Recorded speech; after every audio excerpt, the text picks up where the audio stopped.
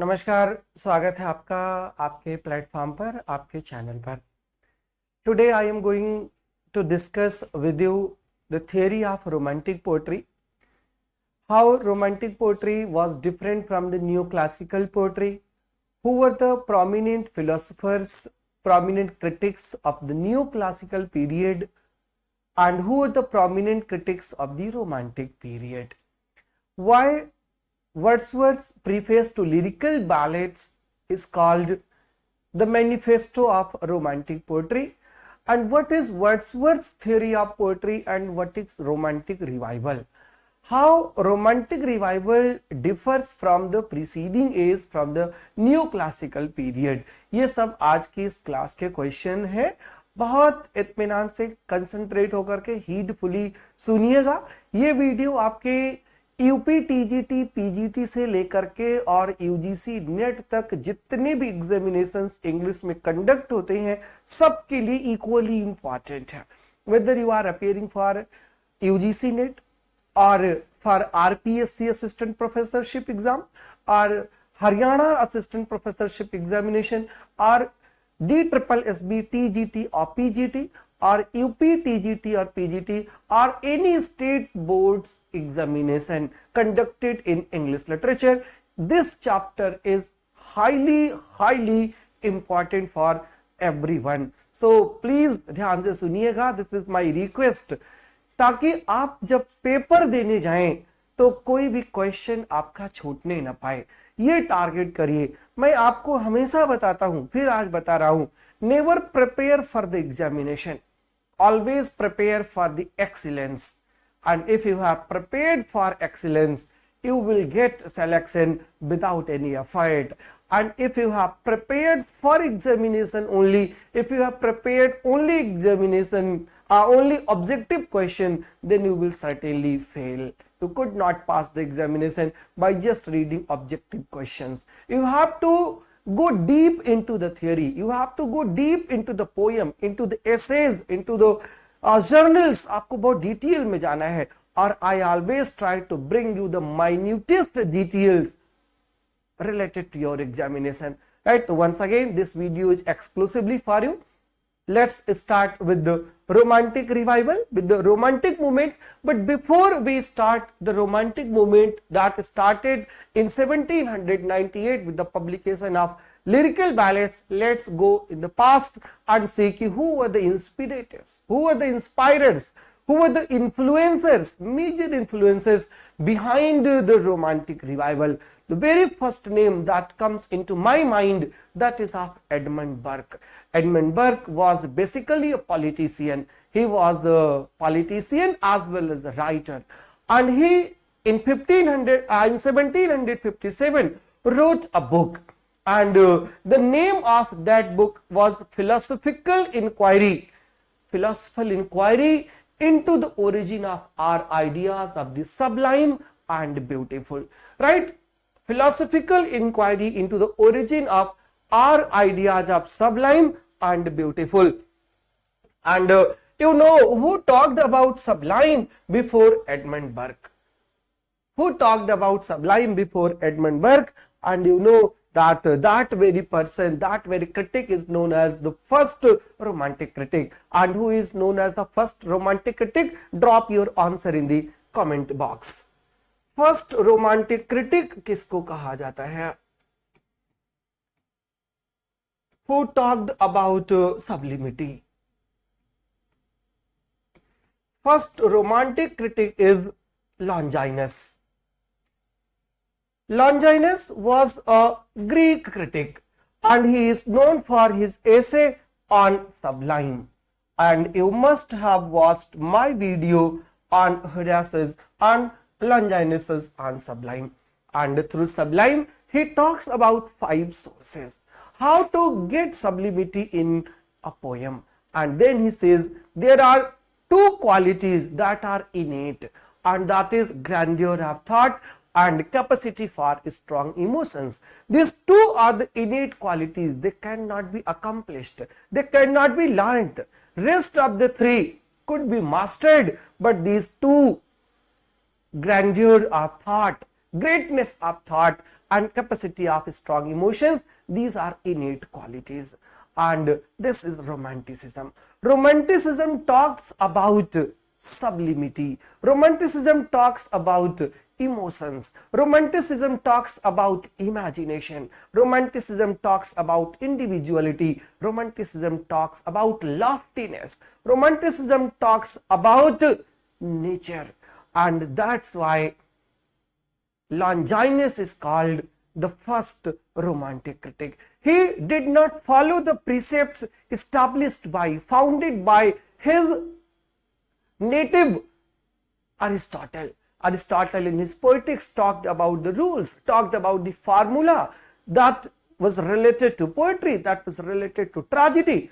But he believes in the strong emotion. He believes, Longinus believes in emotions. That's why he is known as the first romantic critic. And here Edmund Burke in 1757 talked about our ideas of the sublime and beautiful. What is sublime and what is beautiful defines Edmund Burke. क्या define करते हैं कि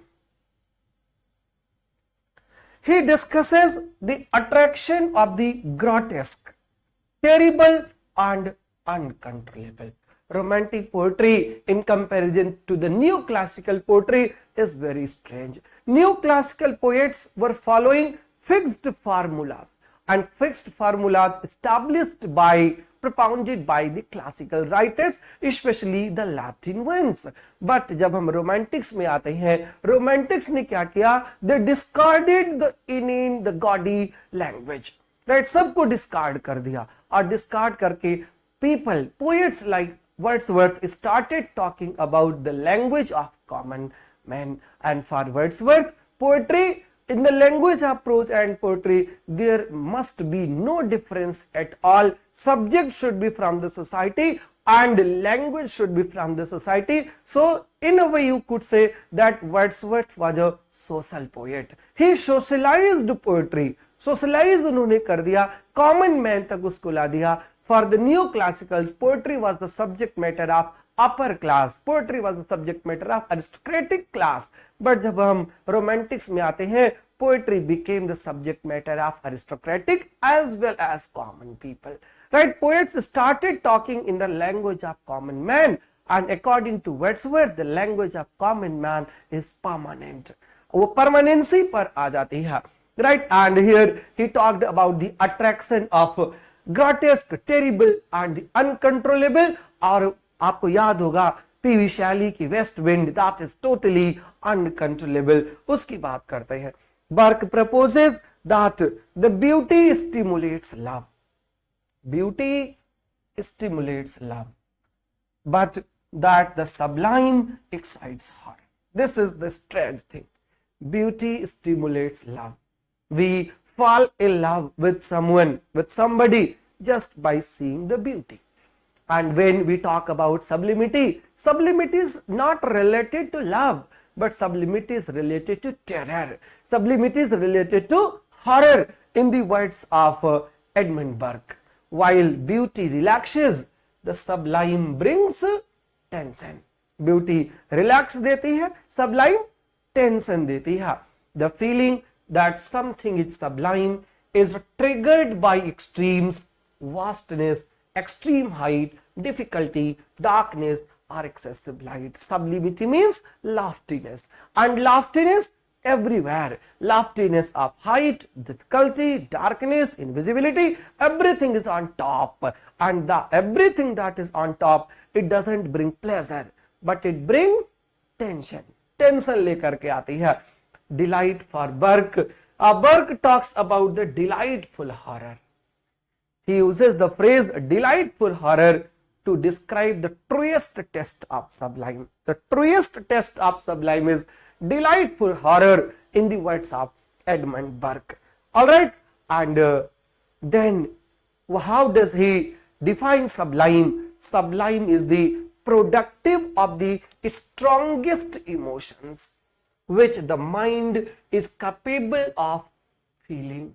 This is the definition of Edmund Burke of sublime. Right? Sublime is the productive of the strongest emotion which the mind is capable of feeling. Means sublime here is related with emotions, right? Terror, emotions, feelings, all these represent a break from the intellectual rigors of the Augustan age. Augustan age की क्या चीजें थी? Augustan age means new classical age. Augustan age means the age of reason, and the poets, the critics, the philosophers of the age of reason believed in rationality.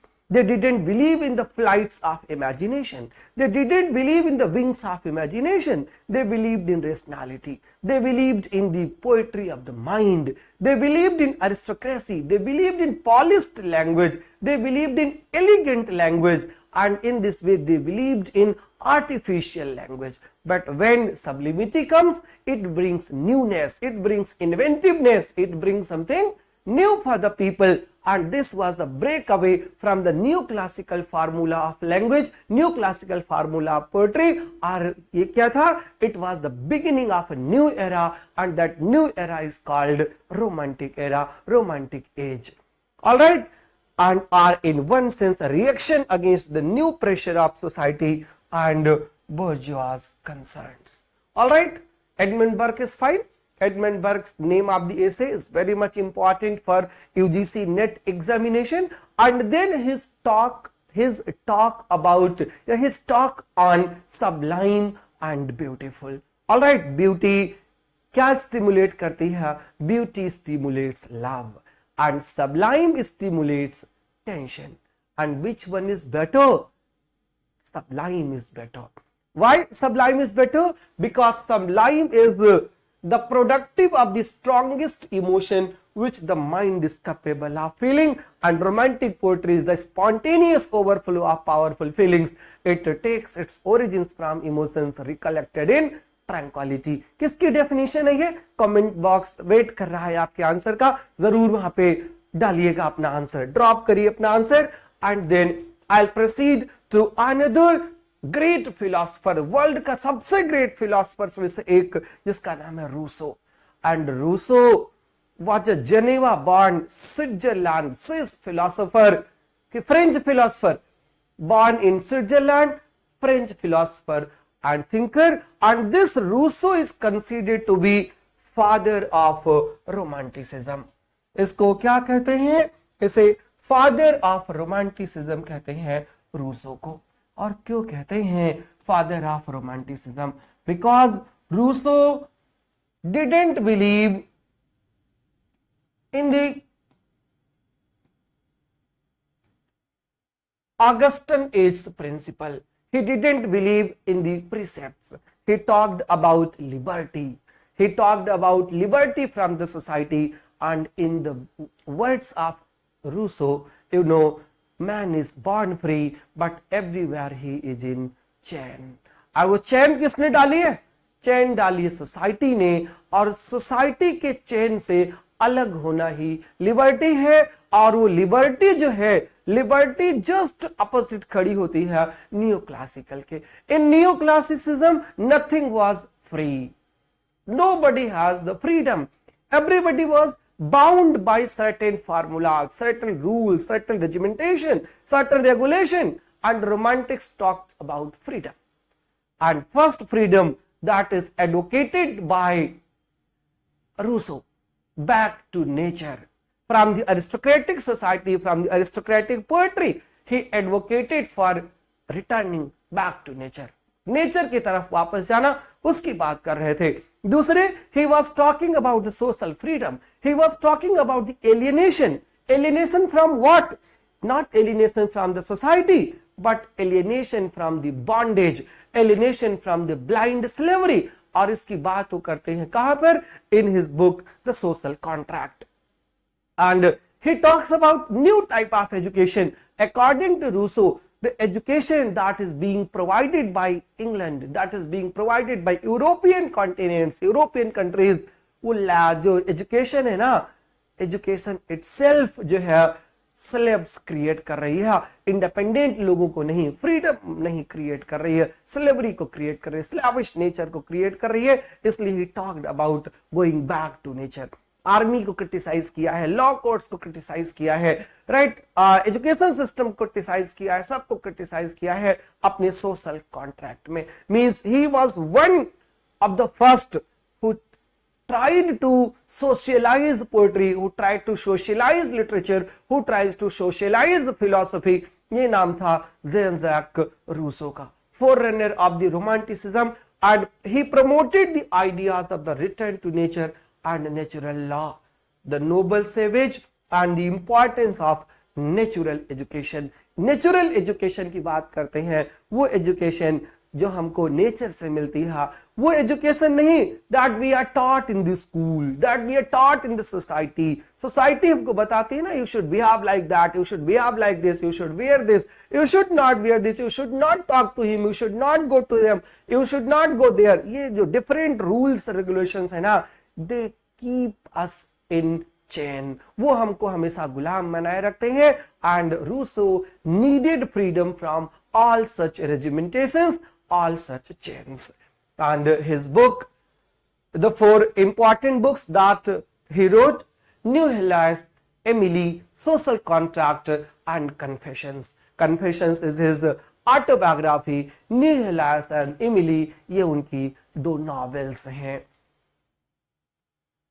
Social Contract, the opening line of the Social Contract, man is born free, but everywhere he is in chain. This is the opening sentence of the book, Social Contract. Rousseau shows us that there is a way to break the chains. और chain कैसे break होगी? Where is the way? Way comes from within. इसी को क्या बोलते हैं? इसी को बोलते हैं general will. Though the concept of the general will, Rousseau believed that the alienation of man could transform itself into freedom. और वर्ड्सवर्थ आगे अभी आपको मिलेंगे जहां पर आपको ये बताया जाएगा कि solitude has its own pleasure. Solitude का अपना प्लेजर होता है, एलिनेशन का अपना प्लेजर होता है, राइट, उसका अपना मजा है. ये रूसो का कंसेप्ट था. Back to nature. Back to nature gospel was the most powerful regenerative force of the late 18th century and of the 19th one, which turned the thought of Europe into new channels. There are few men in the history of modern times who have influenced the mind of the world as profoundly as did Rousseau. ये Rousseau की personality है, ये harbinger है romantic as के, ये breaker है एक as से दूसरे एज पर आने के. इनका नाम है Rousseau. Politics, education, religion, aesthetics, morals, literature, all bear the impress of the ideas that was proclaimed by, that were proclaimed by Rousseau. Rousseau की ideas एक फील्ड में ना हो करके everywhere, in every sphere of the society, whether it was politics, whether it was education, whether it was religion, whether it was morals, whether it was literature, right, everywhere his ideas spread, and he brought a massive change in all fields. He was such an influential philosopher. Then after Edmund Burke, after Rousseau, another critic, another philosopher, Immanuel Kant. उसकी बात आती है. I will discuss Kant with you when I will start the chapter on Samuel Taylor Coleridge, his associative method. जो third number पर यहां पर हमको discuss करना है, that was another revolution, and that revolution is known as French revolution. And French revolution, the fall of Bastille. Bastille was the symbol of slavery, it was the jail. एंड कब हुआ था फॉल ऑफ बास्टिल? 1489, जिस year को आप French revolution कहते हो. And French revolution 3 grounds पर था: equality, fraternity, and liberty. And these equality means everybody is equal, so there should be no difference in the field of literature. There should be common language. Literature must be expressed in common language so that everybody could understand it. That is equality in the field of literature. Literature should not be only the upper class people, for the bourgeois people, for the aristocratic people, but it should be equally distributed, it should be equal to one and all, and there should be fraternity. Literature can bring fraternity, right? If literature gives meaning to everyone, सबको अगर वो एक ही चीज दे रहा है तो वो fraternity आ सकती है, right? And fraternity and equality comes through liberty, comes through freedom. आप इक्वलिटी की बात तब कर सकते हो जब आप लिबरल हो, जब आप फ्री हो, जब आपको फ्रीडम है। When you are liberated, you can talk about equality. When you are liberated, you can talk about fraternity. But if you are in chain, you are nowhere. You don't have any say. आप कुछ कह नहीं सकते। And the French Revolution 1789 was the year when Wordsworth talked about this French Revolution in glorious lines. Bliss was it in that dawn to be alive, but to be young was very heaven. यही एक bliss था कि उस जमाने में हम थे, और उससे भी बड़ी बात ये थी कि यंग थे। तो all the major romantic poets, जो प्राइमरी रोमांटिक पोएट्स हैं, Samuel Taylor Coleridge, Wordsworth, Robert Southey, all were inspired from these French revolutionary ideas. And then we come to the movement जिसको आप the romantic movement कहते हो। Movement का मतलब क्या होता है? मूवमेंट का मतलब मूव करना, massive departure from a rule, from a place to another place. ये जो मैसिव डिपार्चर, मास माइग्रेशन वाला कंसेप्ट है, वो होता है मूवमेंट, जिसको आप हिंदी में आंदोलन भी कहते हो। And the romantic movement was a revolt, and each age is a revolt against its preceding age. Neoclassical age was a revolt against the Renaissance, and that's why neoclassical dramatists, neoclassical critics were criticizing William Shakespeare, the greatest poet of all the time. He was being criticized because romantic जो Elizabethan थे, जो Renaissance थे, they were totally natural. They didn't have any formula. Shakespeare never followed any formula. So Shakespeare violated the concept of unities.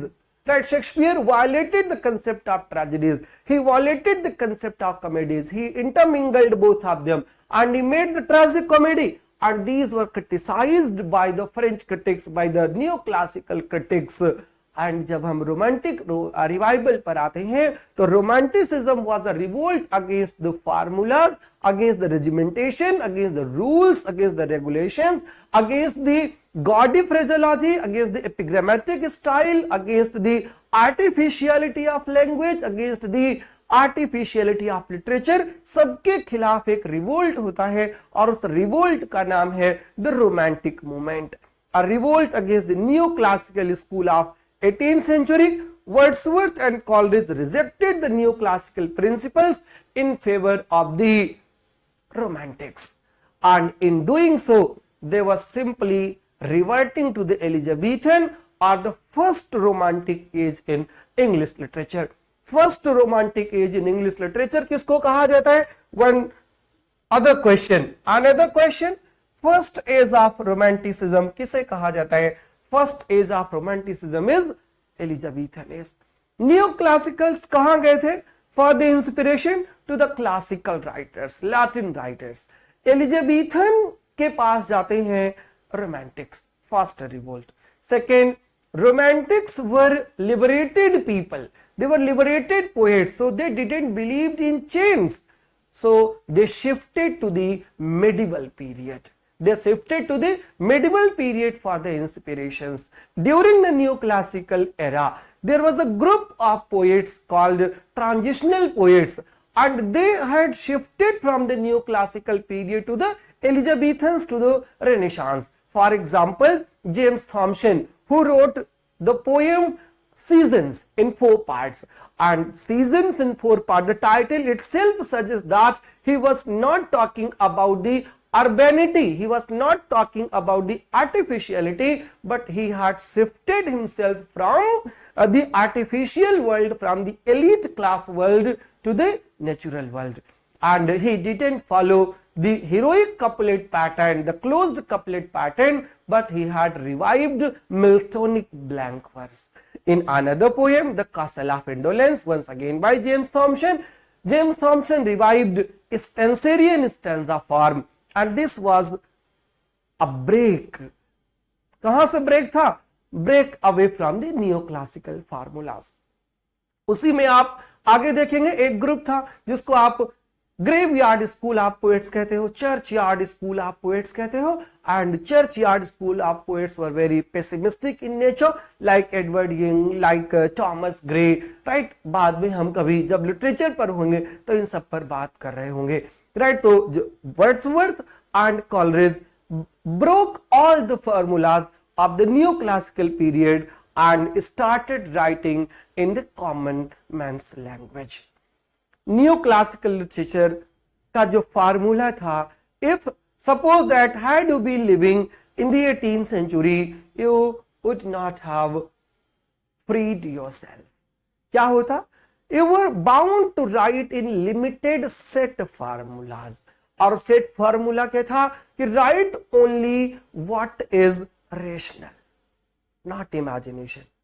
Right only what is rational, choosing your subjects from everyday life, axioms, truths, mottos which have been uttered by the so-called wise men, so-called great men of antiquity. आपको उनके according लिखना था.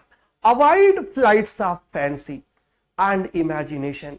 Avoid also passion and enthusiasm as unbecoming of a gentleman. If you are passionate, if you are full of enthusiasm, it means you are not going to be a gentleman. You have to be fit. You have to fit yourself in a particular structure. और अगर आप उस structure में fit है, then you are a good poet. And if you are unfit, then it means you are a failed poet. ये formula था. Embellish your subject with a style that is elegant and polished. For this, confine yourself to one regular smooth meter, that of the closed couplet, and to polished language. Closed couplet is heroic couplet, right? Embellish your subject with a style that is elegant, polished. Regular, smooth meter, that is the closed couplet. And to polished language. Polished language क्या है? That is to say, which has been hallowed by poetic customs. Don't stray beyond this stock of poetic diction, and within these limits, you may show your skill as much as you please. You have a set formula, और set formula के अंदर ही you are supposed to show your skill.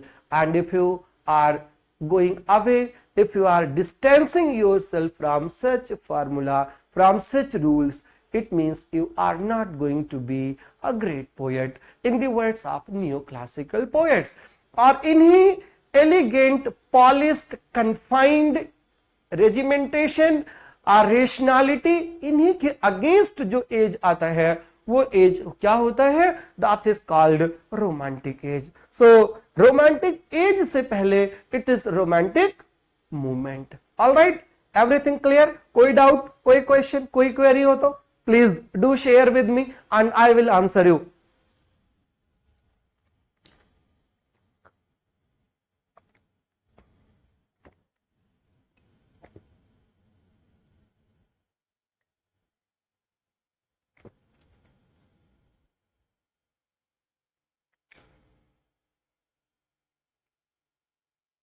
Now, I have given here a comparison between classical writing and romantic writing. What is the basic difference between classical writing and romantic writing? I hope now your answer is prepared. You now better know, जैसे भी मैंने पहले बताया है कि classical writing के features क्या थे और अगर क्लासिकल के क्या थे, रोमांटिक जो आएगा सब उसके अगेंस्ट होता चला जाएगा. Classical writing is characterised by reason और कॉमन मैटर. क्यों भाई?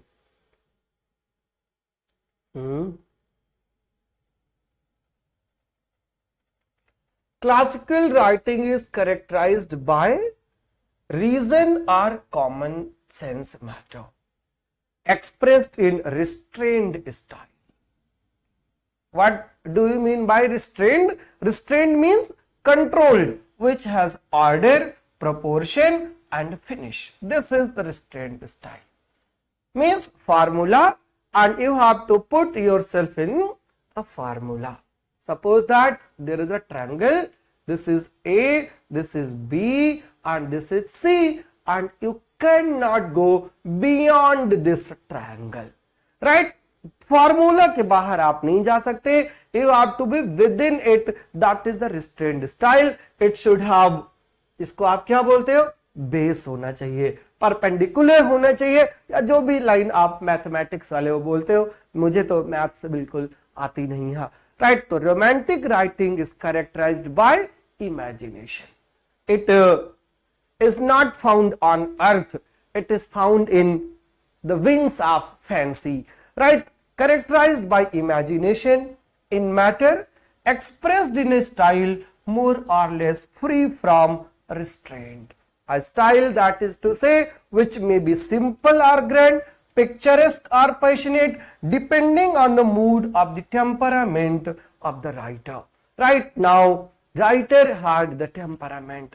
Writers have the mood, and they can apply the mood. They can write according to the mood. They were not bound, they were not confined, but they got the freedom from such chains, और जिनको उस chain से freedom मिल गई, they are called romantics. In other words, in classicism, form was more important than content. In romanticism, content is more important than the form. समझ आई बात ना? Form and content. For romantics, set pattern was not important. For them, thoughts were important. Content was important. And for the neoclassics, content was not important. Important was form. His pattern was important, not the matter was important. In other words, classicism subordinates matter to form. Matter is subordinated and form is on the upper hand. In romanticism, form is subordinated, subordinates forms to matter.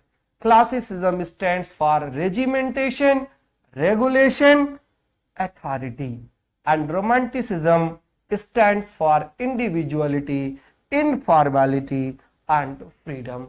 And if you are doing your MA, if you are in your MA and watching this video, then these slides are also very much important for you. You will be writing answers in your main examination, and these points will definitely help you prepare your answer, right? And if you are preparing for UGC NET, then there will be several options to find out the right option, right one find out होने के लिए, right? So classical writing versus romantic writing, fine, everything okay? कोई confusion, कोई परेशानी, कोई दिक्कत, कोई समस्या हो तो definitely share with me. I am here with you only, and I am here for you only.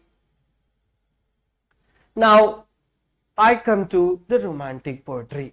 और जैसे आप जेल से बाहर आते हो, romanticism means freedom from jail, and neoclassicism means you are imprisoned, you are inside the jail. You don't have any power in neoclassicism and you have unlimited power in romanticism. ये symbol है romanticism का जो flower आपके सामने है.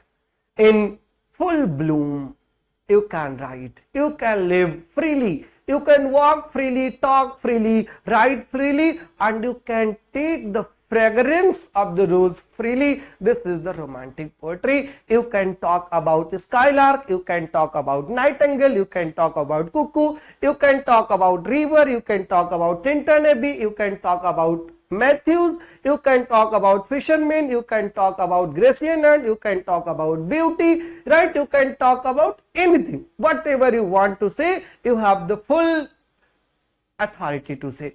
You can write in blank verse, you can write in a Miltonic blank verse, you can write in terza rima, you can write in Spenserian stanza, you can take the material from this world, you can take the material from the medieval era, you can take the material from your imagination, कहीं से भी आप ले सकते हो.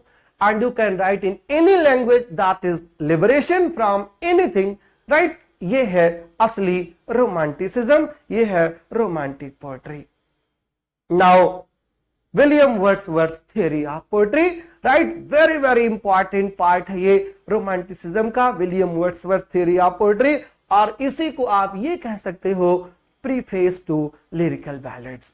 Wordsworth was not a theoretician, Wordsworth was not a critic, but when he got his first volume, popular जो था lyrical ballads published, lyrical ballads में poems जो थी, 4 poems were by Coleridge and 19 poems were by William Wordsworth in very simple language on very simple themes. And when his poems were attacked by the neoclassical critics, neoclassical philosophers, neoclassical theoreticians, then Wordsworth wrote the preface in defense of his poems, and that defense is known as Preface to Lyrical Ballads. When Lyrical Ballads were published first time in 1798, there was no preface attached to it. कोई preface इसके साथ नहीं था, but there was only a short introduction, short advertisement. And in that advertisement, Wordsworth had said that he is experimenting with poetry, right? His poetry was initially an experiment. And how was his poetry experiment? He was going away from the neoclassical principles, from the neoclassical regimentation, and that was an experiment. And he wrote that it is possible that such poems could not attract the attention of the people because they were used to the principled poetry, and he was breaking the law. ऐसा हो सकता है, he had apprehensions, और वो apprehension उन्होंने लिखा था अपने advertisement में. But when his poetry was attacked by the critics, he wrote Preface to Lyrical Ballads in 1800, in the second edition to Lyrical Ballads, and then in 1802 he added an appendix to Lyrical Ballads that is known Poetic Diction, and once again in 1815 he revised the Preface to Lyrical Ballads, and all his poetic principles, all his poetic concepts, all his critical concepts about poetry are contained in his Preface to Lyrical Ballads. Alright, his theory of poetry can be found in Advertisement to Lyrical Ballads, Preface to Lyrical Ballads. I have written here 1802 with the intention, because in 1802 he had added an appendix that is called Poetic Diction. वो preface तो था ही, appendix भी add हो गई थी, that's why 1802, and then appendix to the preface Lyrical Ballads, but what is usually called Poetic Diction, and then notes by Wordsworth to Preface to Lyrical Ballads. First thing first, what is poetry according to William Wordsworth? In his Preface to Lyrical Ballads, he gives the definition of poetry, and I have chosen 2 definitions of poetry for the examination's perspective and for your understanding. First, poetry is the finer spirit. Poetry is the breath and finer spirit of all knowledge. Whatever you know, whatever knowledge is there, poetry is the breath. Poetry is the oxygen. And without oxygen, nothing can survive. So without poetry, no knowledge can survive. Poetry is the breath and finer spirit of all knowledge. It is impassioned expression, full of emotion, expression which is the countenance of all sciences. सारी science कहाँ से आती हैं? In the words of Wordsworth, science भी इसी poetry से आती है. And then he defines poetry is the spontaneous overflow of powerful feelings It takes its origin from emotions recollected in tranquility. Poem लिखने के लिए क्या चाहिए? Emotion, feelings and tranquillity. This is the definition of Wordsworth. Definition of poetry. All good poetry is the spontaneous overflow of powerful feelings.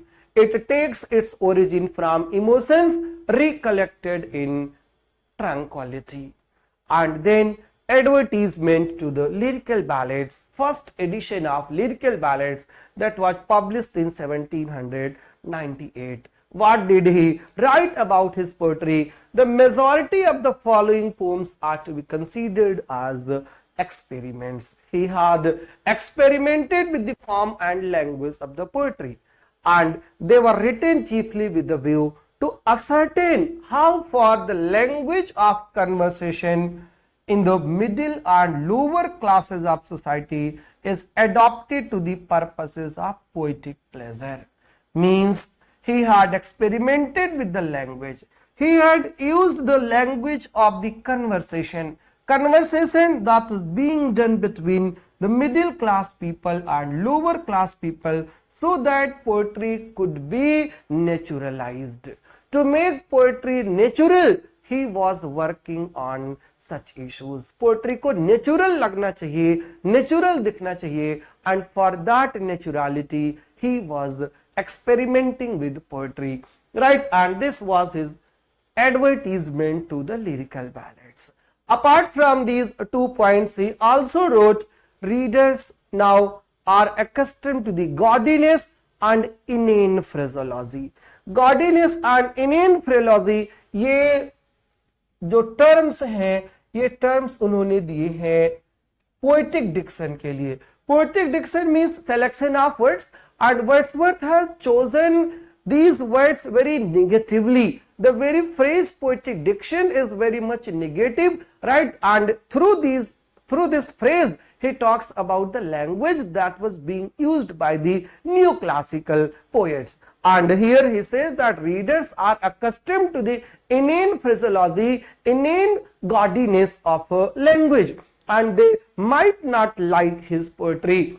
If they persist in reading this book to its conclusion, they will perhaps frequently have to struggle with feelings of strangeness and awkwardness. Right, ये poems ऐसी हैं जहां पर strangeness है, जहां पर awkwardness है, और स्ट्रेंजनेस और ऑकवर्डनेस कहां से है? Because it is not written on the patterns of the new classicals. They are very new.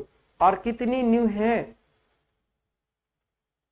They will look round for poetry and will be induced to inquire by what species of courtesy these attempts can be permitted to assume that title.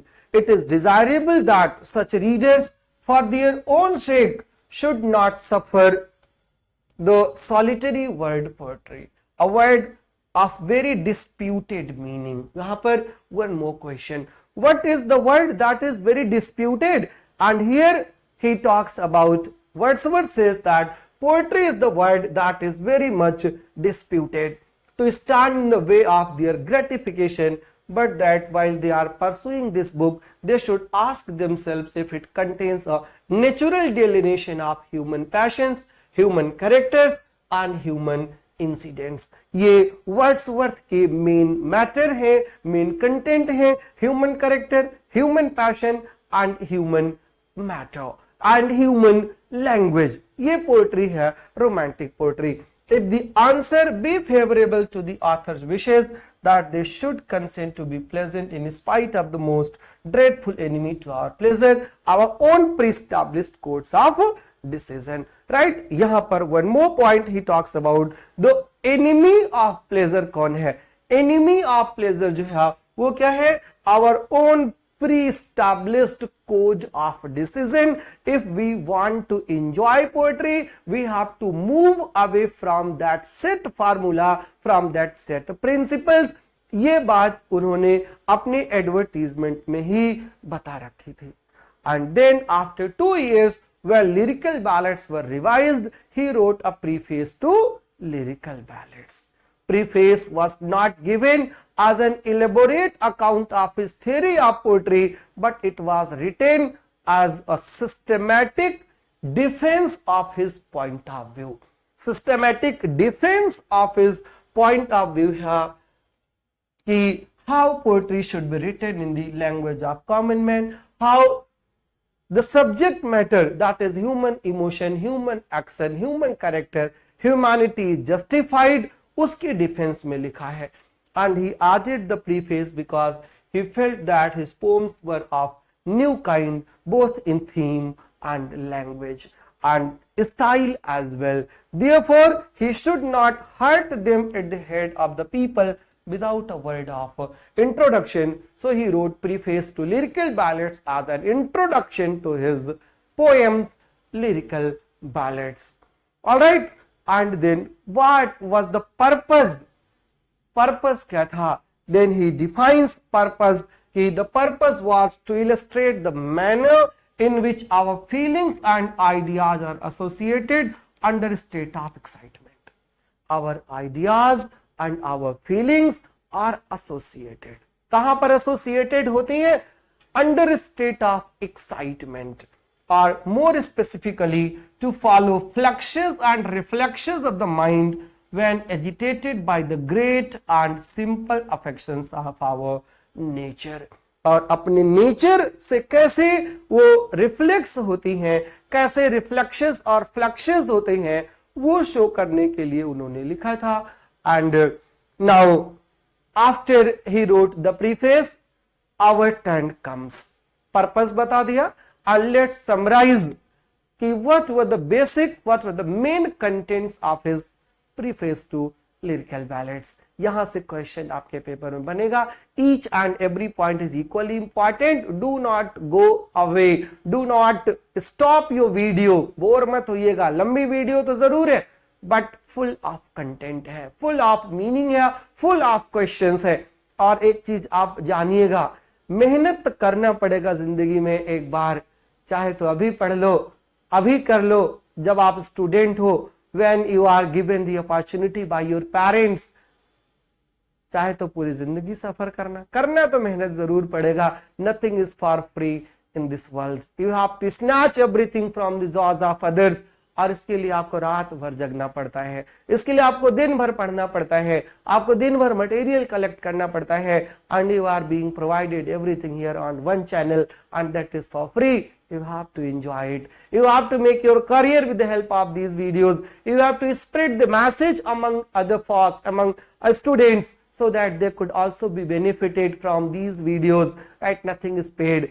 और आप देखिए YouTube पर क्या होता है, बहुत सारे videos available हैं, बहुत सारे टीचर्स अवेलेबल हैं, but they are just selling their courses. They are not providing material. Just they are businessmen. They are selling their courses कि ये कोर्स 5,000 का है, 8,000 का है, आज 50% डिस्काउंट चल रहा है, 90% डिस्काउंट चल रहा है. Here nothing is like that. Here you have to be here only, nothing more than that. I don't expect anything from you, but your success will be my success. एक student जब सफल होता है ना, तब उस दिन टीचर सफल होता है. और अगर स्टूडेंट फेल है तो उस दिन टीचर फेल है. टीचर का एग्जिस्टेंस तभी है जब उसका स्टूडेंट है, और student brings the result. Student Dronacharya Arjun से भी लड़ने को तैयार है, और खुशी खुशी लड़ने को तैयार है. परशुराम भीष्म पितामह से भी लड़ते हैं, हार जाते हैं, बट शिष्य से हारना, इससे अच्छा क्या हो सकता है. आप पढ़िए, मेहनत करिए. I am here to provide you everything, whatever you require. Just write your message wherever in any field of literature, American, African, Australian, criticism, English, poetry, drama, novel, short stories, prose, जहां कहीं भी आपको problem हो, you can ask, you can write your question. I will try to resolve your query as soon as possible, but you have to work hard. You have to work very seriously. और वो seriousness मुझे कब पता चलेगी? When you will be writing your comments, your queries in the comment box. जब तक आप ये लिखते रहोगे, very good sir, बहुत अच्छा लेक्चर है, it doesn't mean anything. Constructive criticism होना चाहिए, कंस्ट्रक्टिव फीडबैक होना चाहिए. And after the completion of literary theory, I will come with question answer session. और वो क्वेश्चन आंसर सेशंस आपको बताएंगे कि what you have read and क्या अभी और आपको पढ़ना है. आइए सिनॉप्सिस पर बात करते हैं। सिनॉप्सिस में वर्ड्सवर्थ ने किस किस की बात की है? First he gives the theory of poetry, second he gives the theory of poet, who should be a poet, then he talks about language, and finally he talks about meter, and then the appendix poetics, right? poetic diction, इतनी चीजों पर उन्होंने बात किया है अपने इस preface to lyrical ballads में।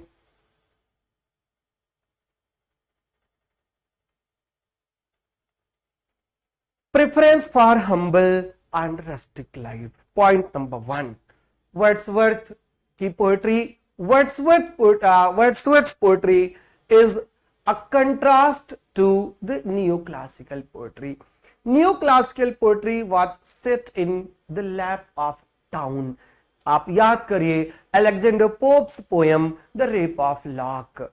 That is an aristocratic poem, mock heroic poem, right? Deals with the two aristocratic characters, Belinda and Lord Peter.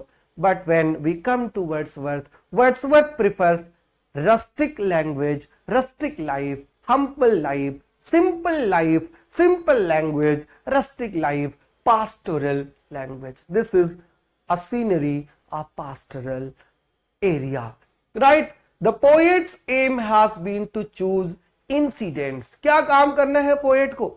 Poets का जो एम है वो है कि उसको इंसिडेंट्स और सिचुएशन चूज करना है from common life and to relate them in a selection of language really used by men. This question was once asked by UGC. UGC has written the statement, and then with a space, and what should be filled here? भरा क्या जाएगा? ये question आया है। क्या answer है? In a selection of language really used by men, and at the same time to throw over them a coloring of imagination. Language should be simple. Language should be used, कैसी language? That is spoken by common man. And not only language, but a poet has the freedom to use the various colors of his imagination, whereby ordinary things would be presented to the mind in an unusual concept. और जो coloring of imagination है ना, it will make the language of poetry a bit different automatically. He has chosen the various aspects of humble and rustic life for a number of reasons. Why did Wordsworth choose the rustic and humble atmosphere? Because in humble and rustic life, feelings are freely and frankly expressed. जब आप दिल्ली में होते हो, जब आप शहरों में होते हो, वहां पर फॉर्मेलिटी ज्यादा होती है, फ्रेंडशिप नहीं होती, वहां पर इमोशनल बॉन्डिंग नहीं होती. But when you come to your village, there is much emotional bonding. और वो इमोशनल बॉन्डिंग की जो लैंग्वेज होती है, you speak in your mother tongue while you are at your home, while you are at your village, and that is very close to the heart. और यही बात कर रहे थे Wordsworth, freely and frankly expressed. In rustic life, feelings are more simple and so are expressed more accurately and forcefully. The manners of the rustics are not sophisticated, they are simple and so more conducive to an understanding of human nature. Simple people, no sophistication. Simple people, simple life, simple language, simple content, and very true to nature. In rustic life, human passions are connected with grand and noble objects of nature, and so they are more noble and permanent. And then he talks about choice of rustic language, and in choice of rustic language he says that poetry should be written in the language of common man. और poet को ऐसा होना चाहिए, poet should be speaking to a man.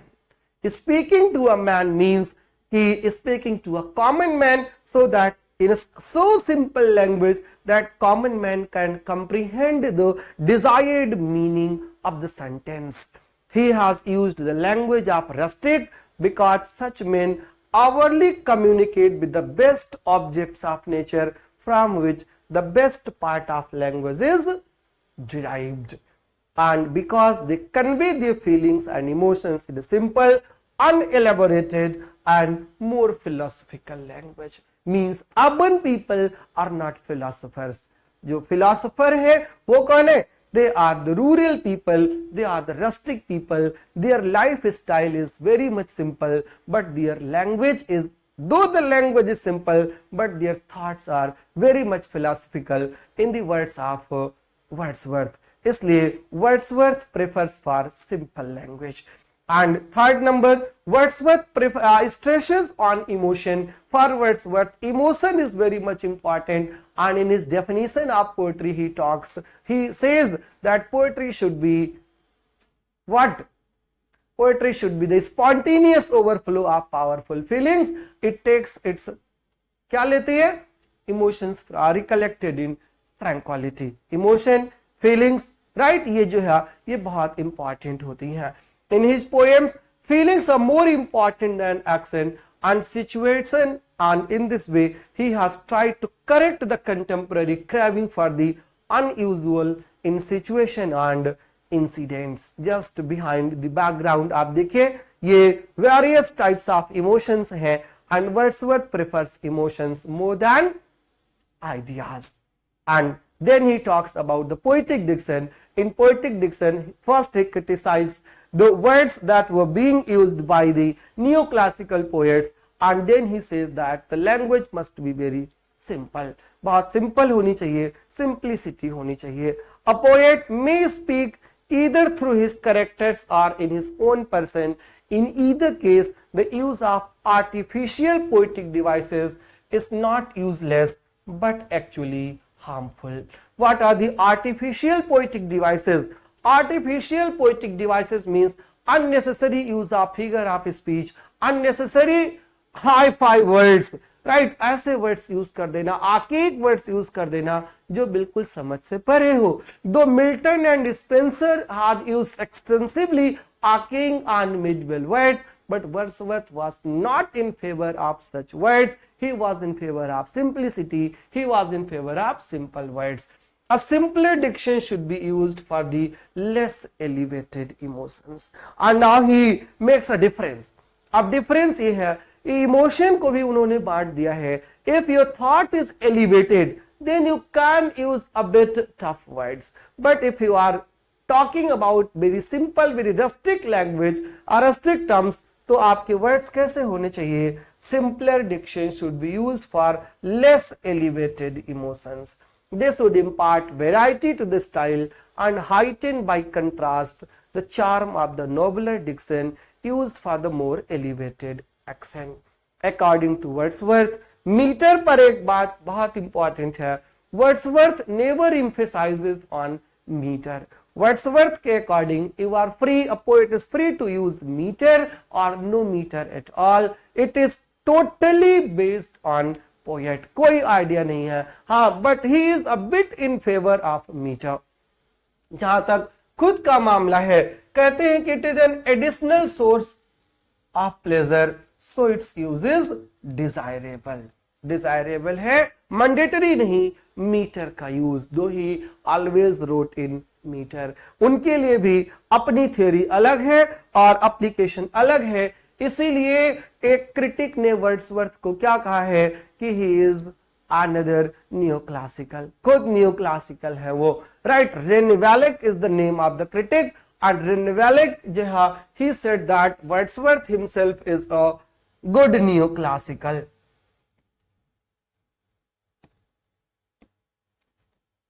Wordsworth himself is a new classical, is a good neoclassical.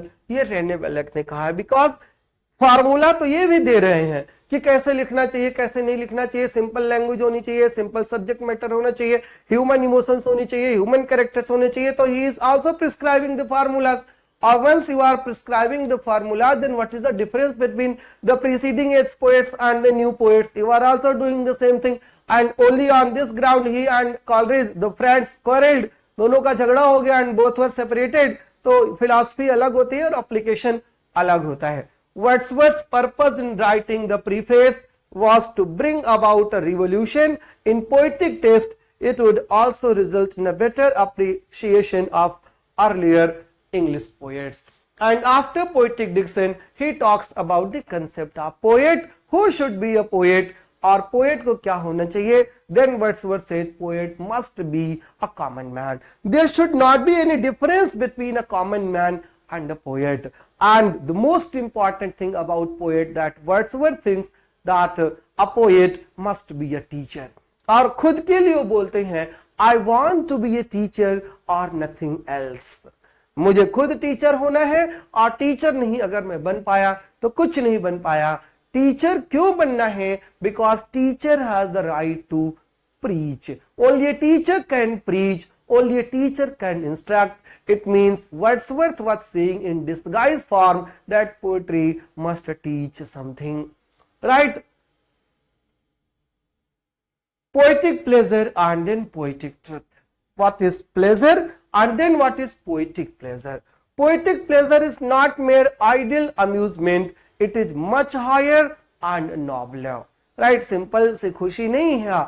ये खुशी जो है poetry पढ़ने से जो आती है, it is nobler and higher. That is sublimity. And poetic truth is much higher than the truth of philosophy or history. And you remember Sir Philip Sidney, he had also compared history and poetry was on the top and history उसके नीचे है. यहाँ पर वो Wordsworth भी यही काम करते हैं कि poetic truth is higher than the truth of philosophy or history and poetry is the philosophical of all writing. इसीलिए कह रहे थे poetry is the breath and finer spirit of all knowledge. Breath and finer spirit of all knowledge की बात कर रहे थे, इसलिए poetry is the most philosophical of all writing. Poetry pleasure देती कैसे है? How it gives pleasure? तो it gives pleasure because it imitates nature well. Means once again Wordsworth was on the line of Plato and Aristotle. Poetry is the imitation. Poetry imitates. क्या imitate करती है? Poetry imitates nature. It increases our knowledge and understanding of the primary nature of man. Poetry is the storehouse of knowledge. It increases our common sense.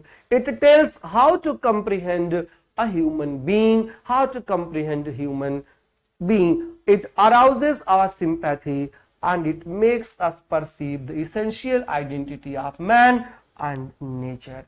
And these are the ways poetry gives us pleasure in the words of Mr. Wordsworth. Then his views on meter, as I told you that for meter you are free, a poet is free, but meter adds additional pleasure, additional variety to the poetry. ये view है Wordsworth का. Right? You can use the meter or you cannot use the meter. Then poetic process. How is poetry created? And according to Wordsworth, there are 4 ways. How to create poetry? You have the 4 ways to create. क्या क्या करना होता है आपको? Poetic composition goes through 4 stages. On the first stage, he talks about observation. Means if you want to be a poet, you have to be a good observer. An excellent observer. You have to observe things very naturally, very excellently. आपको observer होना है. And second thing that recollection. Once you observe things out of the world, natural world में, then when you come to your home, you sit in tranquility, then your collective जो recollection की power है, जो memory है, it should be strong. It should recollect everything in detail. And the third point is contemplation. After recollecting all the details, sit and contemplate. Sit and think. And once thinking is fine, then imaginative excitement of the emotion which were experienced earlier. So these are the 4 stages of poetry. First observe, then recollect, then contemplate, and then mix your imagination. poetry will be in your hand. These are the 4 stages of a poetic process according to William Wordsworth. Once again, one of the most important question में से ये भी है, what are the 4 stages of poetic composition in the words of Mr. whom? Wordsworth. All right. So now the slide says that Wordsworth is fine. Wordsworth is okay.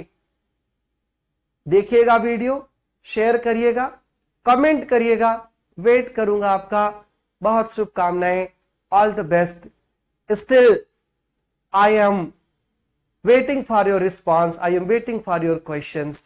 All the best. मिलते हैं जल्दी एक next class में. And that next class will be talking about Samuel Taylor Coleridge theory of fancy and imagination. Subscribe करिएगा, share करिएगा, like करिएगा और comment जरूर दीजिएगा अपना. Thank you. जय हिंद.